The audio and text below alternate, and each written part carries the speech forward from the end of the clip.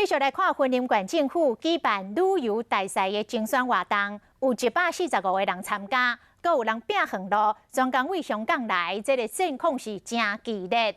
比赛的结果，由艺人林隆璇的后生林庭汉摕到第1名，但是有民众来质疑，讲别人唱歌拢限制3分钟，林庭汉是唱到5分钟，再加上林隆璇爸仔囝进前有帮云林县来做一条宣传歌。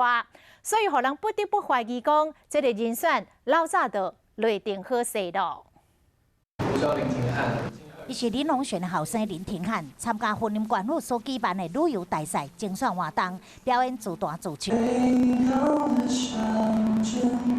所唱的歌曲是进前甲爸爸做伙帮云林县做的宣传歌。这场精选活动有145名的选手参加，有人表演特技，也阁有来自香港的选手，阁无小心把腿摔断。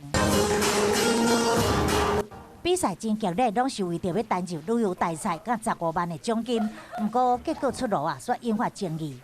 都知道了，是谁？大家大声喊出来！男生的话是林庭汉。